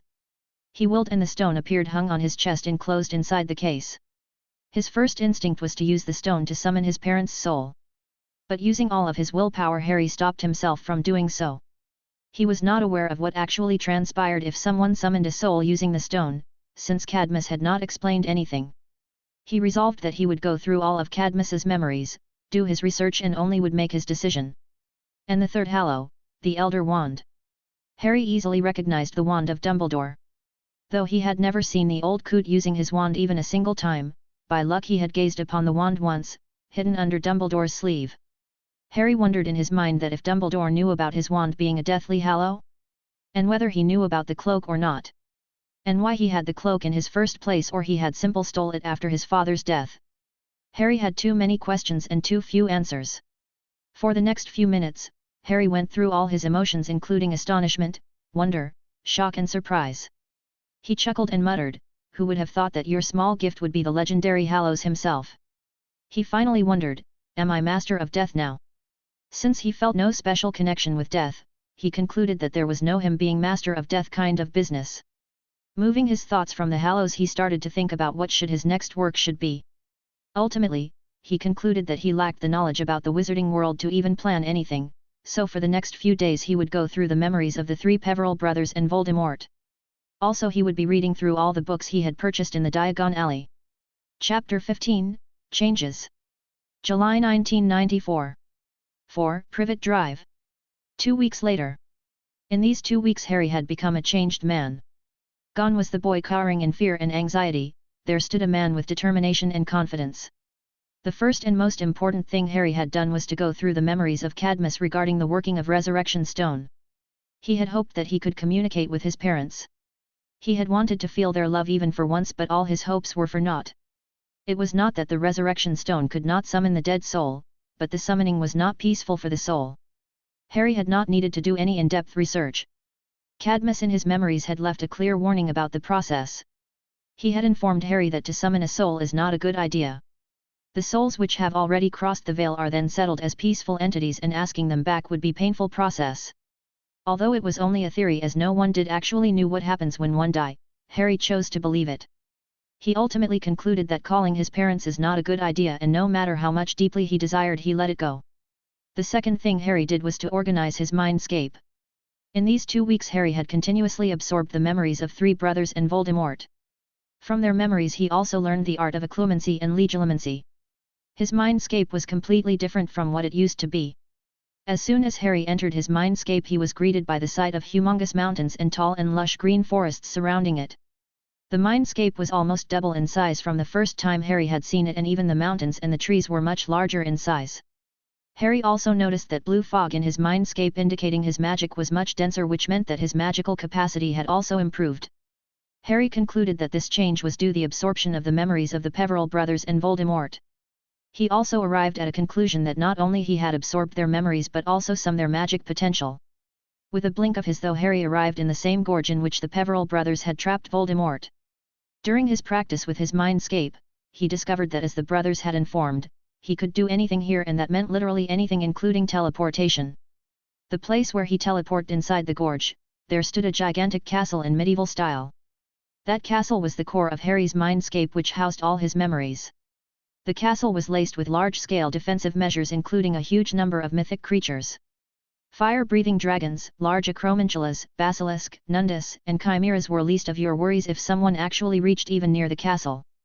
The mountains acted as large shield for the castle, and the mountains too were laced with the very imaginative but dangerous defensive measures.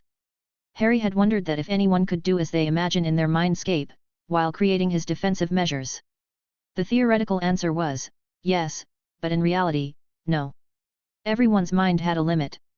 Beyond a certain point their mindscape and magic would not bear the stress from their imagination and would crumble down. For an average wizard the size of their mindscape was even smaller than few creatures Harry had used, so how could they imagine such feats? Everyone's mindscape and the magic sustaining it had a certain limit. Until this time Harry understood that his limit was insanely high, especially after the absorption of memories and magic of 4 powerful people. Practically Harry could anything as longer as he had the imagination for it. The next thing Harry discovered was his usage of the Deathly Hallows.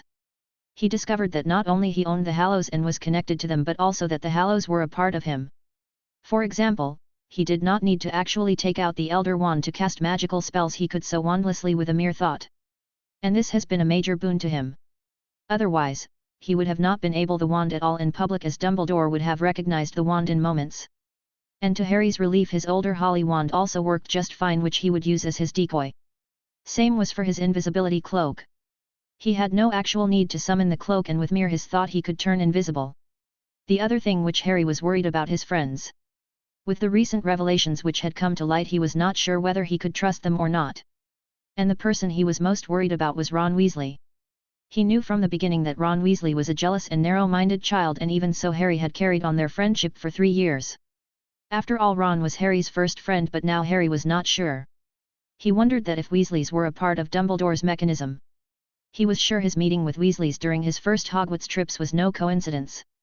After what reason an old pure-blooded magical family would be having to use the Muggle side of the station, and that too shouting the location of platform 9 3/4, breaching the international statute of secrecy. Molly Weasley had herself attended Hogwarts and then had sent 5 of her other children to Hogwarts, Ron being the 6th. She must have arrived at the platform for dozens of times, and still why did Ginny of all people needed to shout about platform 9 3/4? Harry's only doubt was that whether the Weasleys were actually a part of Dumbledore manipulations or they themselves were manipulated by the old coot. And if it was the former, then who among the Weasleys were the perpetrators and who were the innocent? There will be one more chapter regarding the changes, and then story will move forward. Chapter 16, Voldemort's Memories. July 1994. 4. Privet Drive. The most difficult task for Harry in these 2 weeks had been to go through Voldemort memories. Since Harry had no idea about the number of Horcrux Voldemort and nor about the time when they were created, Harry had to go through all of Voldemort's memories. Harry saw the time when Voldemort had been bullied in his orphanage, and though he knew what a monster Voldemort was, he felt a little sympathy for the child Voldemort. Then he witnessed Voldemort learning about his powers and became the reign of his cruelty. How he tortured the other children of the orphanage. At first, he only tortured his bullies, then with power his mentality started to change and he started to consider everyone without powers as dirt on his shoes. During this time, only as a 10-year-old kid, Voldemort started to dream about his world domination, believing that he was unique and special with those powers. Then came reality knocking down his gate in form of Dumbledore, informing a whole hidden world with the same type of powers and shattering all of Voldemort's illusion of him being unique. Harry then witnessed all of Voldemort's life, his obsession with dark magic, his creation of Horcrux and his reign of terror. To witness what Voldemort did to innocent people left Harry in a fit of rage and disgust. Harry almost puked many times on witnessing what Voldemort brought upon to people opposing him. After all that Harry saw, he actually understood what truly dark arts meant.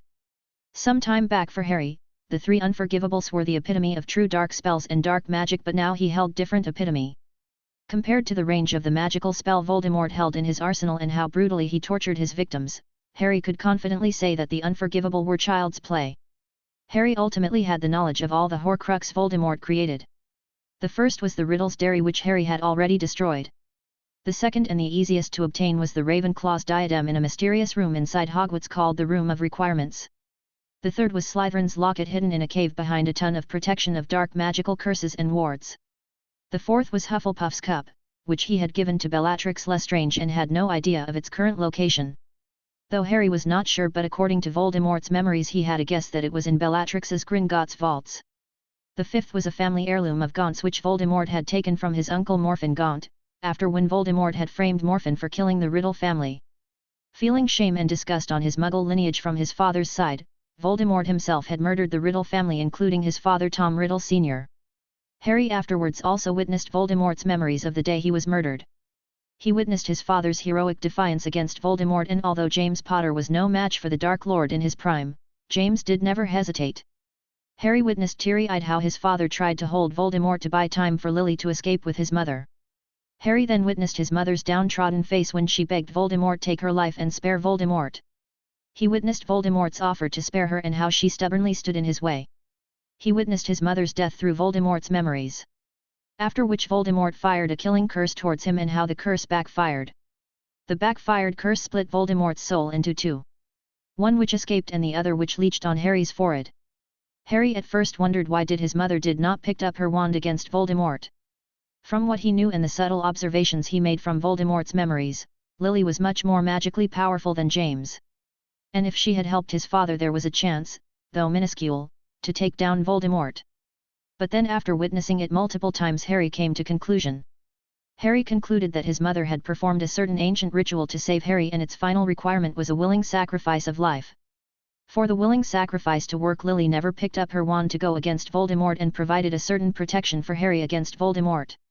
And then that fool Dumbledore, thinking himself to be the great and the most knowledgeable wizard, had tweaked the protection, converting it into a blood ward, thus effectively ruining all the protection his mother had left, and the last bit of its remaining power was used against Quirrell in his first year. The other thing which Harry concluded was that Voldemort had no intention of him turning into Horcrux, and the split soul latching on his forehead was a pure accident. The last memory of Voldemort which Harry had was of his soul wraith in Albania trying to find some kind of method to gain his physical body. The other important thing which happened was that Harry realized was that he had eidetic memory and had perfect recall of everything since his birth. From Sirius he had heard all what had happened after Voldemort was vanquished, but Harry also saw everything from his perspective. He witnessed his mother's death from his own eyes and then Voldemort being vanquished. Immediately after this he witnessed Peter Pettigrew was the first to arrive at the scene, and as the coward, he was thinking Voldemort had been killed, got into panic, took Voldemort's wand and ran away from the scene. The second person to arrive, before Hagrid took Harry, was Severus Snape, the person whom Harry hated the most, the person who was on the first position of the kill list of Harry Potter, even above Voldemort. Chapter 17, Snape's Story. July 1994. 4. Privet Drive. The reason for Harry's hate towards Snape was the things he witnessed in Voldemort's memories. The first time Harry saw Severus in Voldemort's memories was when a young Severus, still in his 7th and final year of Hogwarts, had accompanied Lucius Malfoy in one of his gatherings. Snape then became a regular member of the social gatherings Voldemort organized for his Death Eaters to propagate the propaganda of the pure blood supremacy. Following Snape's association with the Dark Lord, Voldemort recognized Snape's talent in potion brewing and took him in as close confidant. Harry's blood boiled for the first time when he saw Snape asking a chance to prove himself and his abilities for the Dark Mark. Already impressed by his potion brewing, Voldemort allowed him to join in one of raids against the Muggles. On his return, Snape was proud on himself, and his other Death Eater friends had described Snape's bravery against the Muggles. After that, Snape took in many other different raids and performed all kinds of crimes, finally earning him the glorious Dark Mark. After the initial few events, Harry wondered how and why did Dumbledore still kept Snape as a Hogwarts professor. He was enraged on the thought that a previous Death Eater was teaching him, and not only that, the former Death Eater constantly targeted and insulted him and his father. That former Death Eater had the galls to ask for Sirius to be kissed by the Death Eaters to Cornelius Fudge, and Dumbledore had nothing more than few words on love and forgiveness. The other important thing Harry witnessed was Snape bringing a prophecy to Voldemort, made by Sybil Trelawney during her interview for position of divination professor at Hogwarts. She was giving the interview to Albus Dumbledore at Hogshead when Snape heard the prophecy. But Snape was only able to hear the half part of the prophecy when he was caught eavesdropping by owner of Hogshead and Albus Dumbledore's brother, Aberforth Dumbledore, and thrown out of the pub.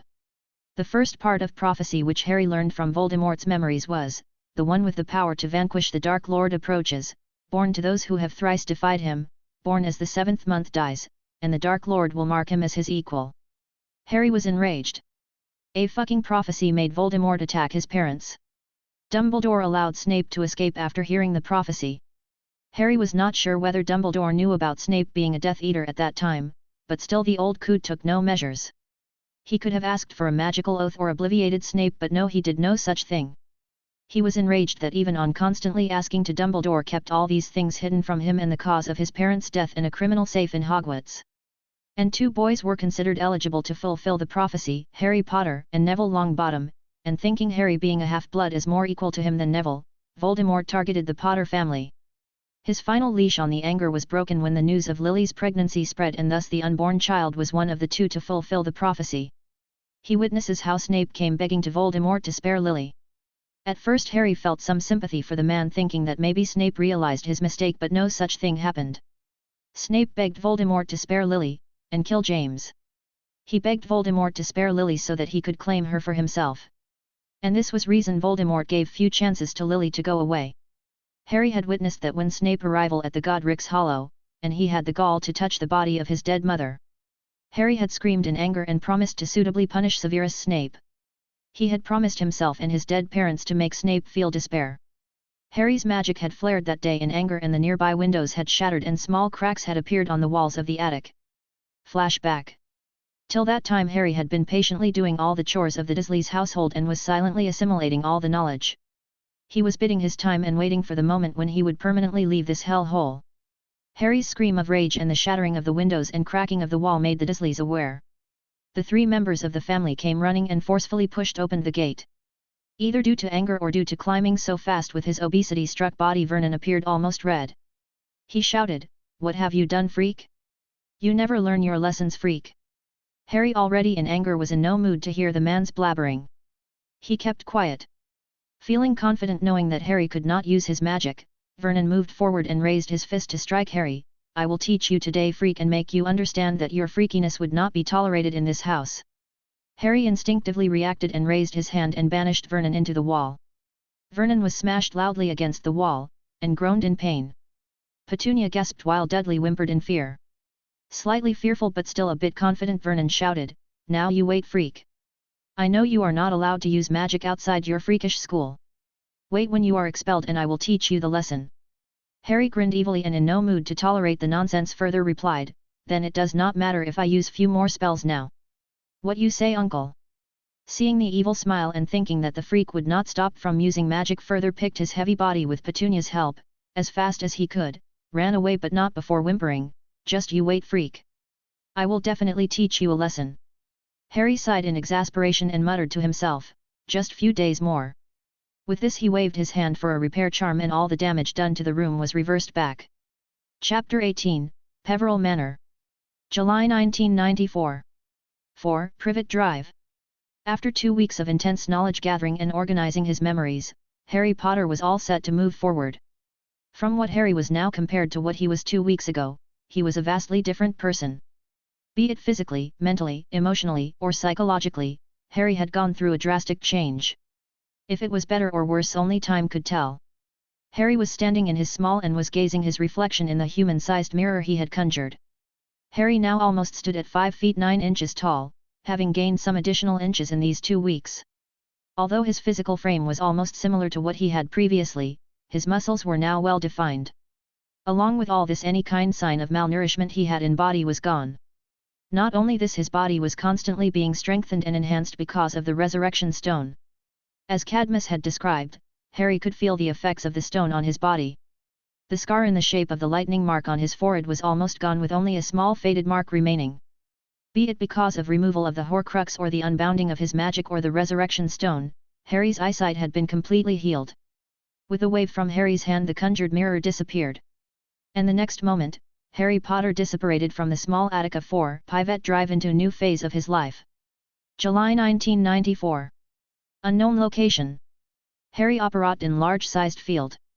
Though it was summer, Harry could still feel the slight chillness permeating in the air. From where Harry was standing, he could see large fields covered by green grasses all around him. Harry took a step forward and pointed his finger towards the grounds, and a red beam shot from his fingers and struck the ground few feet away from his position.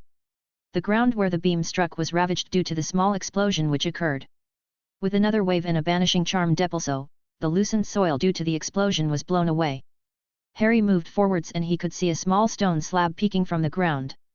Without any hesitation, Harry pointed his finger of the right hand to his left palm, and with a controlled cutting charm d'Indo, he sliced open his palm. The blood flowed from his palm and dropped on the slab peeking from the ground. The blood was quickly absorbed in the slab, and after some moments Harry felt a magical pulse and few wards shifting to him. In front of Harry, which was nothing more than empty fields, now stood a massive castle. The castle was completely made out of grey stone and was enormous in size. Although the size of the castle was not as large as Hogwarts, but its magnificence and grandeur were on the same level as of Hogwarts. The Peverell brothers had built this castle almost 1,000 years ago. The castle was built on a magical ley line. As far as Harry knew, only Hogwarts in the whole magical Britain was a place having more ambient magic than Peverell Manor. The three brothers, before they crossed the Vale, had hid the castle from all public eyes using large-scale runes. The rune they had used were a modified version of Fidelius's charm. The runes enabled them to store the secret into a non-living entity, the stone slab, instead of a living person, only to be accessed to by their magical heir. The secret was then transferred from the slab to Harry Potter. Harry moved forward and took his entry into the compound of the castle from the large gates made of pure silver. Harry was awed and stunned at the profanity of the Peverell brothers on using goblin-forged silver as a gate. Connected to the gates were enormous walls which surrounded all around the castle. The huge space between the wall and the main building was probably for gardens, but was now in ruins. He moved forward and entered the main building and arrived in one large enormous hall. The castle was full with gloominess and darkness all around. Though because of the magical ley lines passing below the castle had prevented the castle from collapsing in the past 1,000 years, the interior of the castle was in shambles. Because of the runes hiding the castle, the ley lines were able to manage to castle only from the outside. With no magic to sustain the castle from inside, the castle appeared to be in ruins. The floor and the ceilings were covered in large amount of dirt and cobwebs. According to the memories of the brothers, the castle was laced with many different kinds of runes, including cleansing, organization and damage repair, to name a few. Harry casted a large-scale lumos and let the orb of light to flow in air. He continued to move forward and arrived at the center of the hall, where on a large stone square was placed a palm-sized blue-colored crystal in shape of pentagon. Just like the previous time, Harry cut open his palm and let his blood drop on the crystal. Within moments Harry felt more wards shifting on him and him gaining the complete control of the castle. At last, the crystal shone brightly and disappeared from the hall to the Lord's room, and then there was another magical pulse indicating the castle renewed connection to the magical ley lines. With the magic available to the runes, they shone brightly and came to work. The gloominess and darkness of the castle was replaced by bright light. The dust and cobwebs were cleared in an instant. Broken pieces of furniture and few scrap stone were repaired and back to their original position in an instant. In the next few moments the castle was flooded with intense amount of magic, and Harry could literally feel flowing magic prickling his senses. Chapter 19, Dobby. July 1994. Peverell Manor. After taking control of the wards, Harry took a quick tour of the manor. The manor was huge, extravagant, and magnificent to say the least. It was a 3-storied building. The ground floor housed 2 large halls, 1 large kitchen attached to a large dining area, and 11 rooms. The first floor housed 1 central hall, which was smaller than halls on the ground floor, and 13 rooms. The third floor housed only 3 separate units. The first being the Lord's room, which was enormous in size. It was adorned with a massive bed and luxurious furniture. Attached to the room was a large balcony. Standing on the balcony, Harry could see stretched plain grassland as far as he could see. As a matter of fact, Harry now owned massive amount of these plain grasslands surrounding the Peverell Manor. The second part of the third floor was a library, and Harry was confident that the library was as massive as that of Hogwarts. Astounding amounts of books were lined in shelves placed in the library. The whole of the library was lined by many certain kinds of runes, and these were nothing less than a librarian. The runes protected the books from any kind of damage and also organized them in proper order. The runes also stopped any other person taking books out of the library without the explicit permission of the Peverell Lord. Though for now Harry could not see any other person even visiting the manor. And although Harry was not sure exactly how valuable these books were, one thing was certain, that even the appearance of a single one of them would cause people to go mad. Books so old and so rare were scarce, and only few old families held certain amounts of them, and those families treated these books as nothing less than family heirloom. Though for now Harry did not indulge himself in the books, he did still notice the titles of few of the books. Basic Rituals by Antioch Peverell, Potions and Ingredients by Salazar Slytherin, Human Body and Basic Healing by Helga Hufflepuff, Army, Battle and Strategies by Godric Gryffindor and Arthur Pendragon, to name a few of them. Seeing the thousands and thousands of books lining the walls, Harry could not stop himself from wondering Hermione's reaction if she ever had the chance to visit the library. The third and final part of the third floor housed the Lord's study. It was a large-sized room. At the one end of the study was placed by a large wooden table with a wooden chair placed behind it. At the wall, which was directly opposite the table, was a floor-to-ceiling window. The two other walls, one along the entrance and the wall opposite it, were lined with wooden shelves in which placed were number of books and diaries. After his quick and short tour of the manor, Harry took his seat in the Lord's study on the wooden chair. He muttered, "Dobby." With a pop, the excited and big-eyed house elf immediately arrived in the room. Dobby's eyes started to wander around the room, taking note of the new place he was called. Harry chuckled seeing Dobby's reaction. "Dobby, later you can look around this place in comfort." Dobby turned towards Harry and asked, "How can Dobby best helping the great Harry Potter, sir?" Harry smiled, "Dobby, I know that although I freed you from your servitude and a life of misery from the Malfoy, but I basically sentenced you to death." During his 2 weeks of intense studying, Harry learned many things, and one such thing was House Elf. House Elves were a powerful breed of magical creatures, and they lived on a symbiotic relationship with humans. House Elves themselves had no magical core or any method of drawing magic from surrounding. For their usage of magic, they were completely dependent on humans. Meanwhile, in lieu of their magic, humans used the elves as an assistant for their day-to-day life. From the memories of the Peverell brothers, Harry learned that in the beginning of the magical era, the House Elves were not in such a precarious condition. They acted as powerful assistants for the humans. In their memories, Harry also found out about a few cases where the humans used the elves as powerful warriors. But over the period of time, the arrogance of humans increased, and the House Elves were basically turned into slaves. With such weak bonds and low magic, the elves started to get weaker and were reduced to such condition now. In the beginning, Harry assumed that he had done good for Dobby, unaware that he basically sentenced Dobby to death. If not for Dobby finding work at Hogwarts with such ample magic, he would have died not long. But even so, at Hogwarts, Dobby was losing his life and did not had more than few months of life. Hearing Harry's statement, Dobby panicked. How can the great Harry Potter, sir, do any wrong? Even with the low amount of magic, Dobby best very happy. Dobby do not want to go to the bad masters. Harry laughed. Dobby, I am not sending you back to Malfoy's. I have a different offer for you. Taking a dramatic pause, he continued, I wonder if you would be willing to work for me. Although Harry was certain about what Dobby's answer would be, he could not help himself and feel happy when Dobby bounced in excitement and nodded his head vigorously. Harry summoned his elder wand. I, Harry James Potter, swear on my magic and life to form the symbiotic bond with House Elf Dobby. Harry took the correct oath as per Peverell brothers' memories, and not the present one which bound the elves in servitude and slavery. Though Dobby did not understand the oath entirely, he did as magic guided him and muttered, I, Dobby the House Elf, accept the symbiotic bond. There was 2 flashes of light, and with this Harry and Dobby were bound in their new symbiotic relationship. Thank you for reading. Rate, review, and comment on my novel.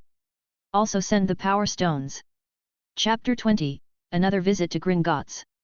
July 1994. Peverell Manor. Harry helped Dobby settle down in the manor, who was excited to do work for the great Harry Potter, sir. With a lot of hassle and arguments, Harry was able to convince to shorten the address, which was ultimately agreed to be Harry, sir. Dobby immediately wanted to get to work in the castle, but he realized that the manor required no cleaning or organizing, which was done by the runes. Also, Dobby could not start to cook or do gardening in the spare land as there were no supplies. Harry gave a lot of coins to Dobby and asked him to stock the kitchen and procure plants as per his wishes. Harry was currently standing in his room and it was time for him to take the next step. In one corner of the room, he saw Hedwig, his most faithful companion, perched on one of the beautiful stands Harry had found on the manor. Though for now Harry could not pinpoint it exactly, but Hedwig had changed somehow. Although Harry felt the same affection and the bond from the beautiful owl, Hedwig felt more intelligent. Even before the changes, Hedwig was the most intelligent owl Harry had ever seen, but now Hedwig seemed even more intelligent and conscious. In the memories of the Peverell brothers, Harry had found good amount of information on owls, magical bonds with animals and familiars, but even so he could not explain the changes in Hedwig. He shook his head to get thoughts about Hedwig out from his mind for now and focused on his next step. He waved his hand and cast a powerful glamour charm on himself, altering his look to a middle-aged man. He did not want to get caught roaming in the Diagon Alley by the wizarding world, and especially by any of Dumbledore's stooges. He had been foolish during his earlier visit, thinking that a hood was enough to hide him. It was only his luck that no one noticed Harry Potter wandering in the Diagon Alley.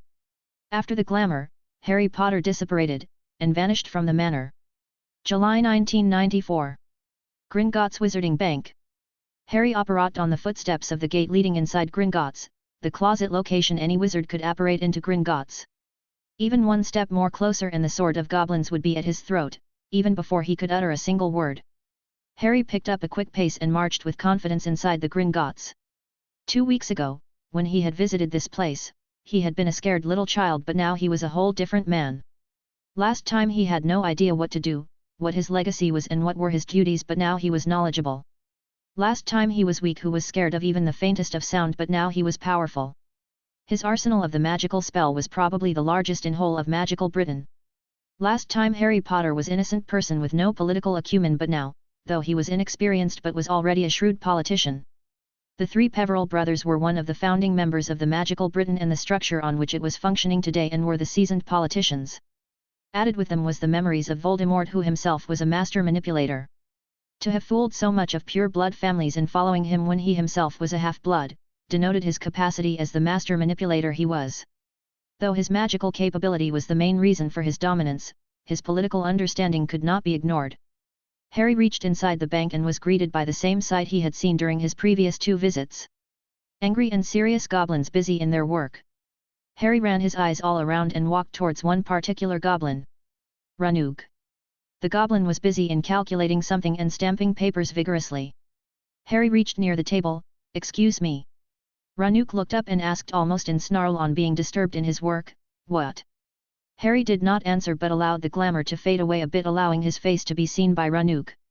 Understanding what Harry wanted, Ranuk composed himself. "Ah. Yes. Follow me." Harry nodded and followed behind Ranuk. Harry greeted, "Good morning, Mr. Ranuk. May you have gold flowing in your vaults and blood dripping your blades." Ranuk, though having witnessed Harry's polite nature, but was still surprised by the goblin greeting he received. The wizards, disdainful of the goblins, did never greet them properly, let alone a goblin greeting. Ranuk answered back, "Good morning, Mr. Potter. May your vaults be filled with gold and business flows like water." He continued, "It seems that in these 2 weeks you have gathered quite a knowledge." Harry sighed, "Yes, Mr. Ranuk. I cannot forever remain ignorant of everything. Few good things have forced my hand to seek knowledge. And it has been something good for me in my life." Ranuk nodded but did not commented. The duo soon reached in a room with 2 chairs in the middle, and coincidentally it was the same room in which Harry was during his previous visit. Harry took his seat while Ranuk stated, "Wait here, Mr. Potter. I would quickly inform Sharptooth of your arrival." Harry nodded in agreement, and with this Ranuk was gone to call upon Sharptooth. Harry sighed mentally and prepared himself for all that was to be done. Today he would learn about what Dumbledore was trying to do with his family's legacy. He would learn about Molly Weasley's involvement in the old coot manipulations. Thank you for reading. Rate, review, and comment on my novel. Also send the Power Stones. Thanks for listening.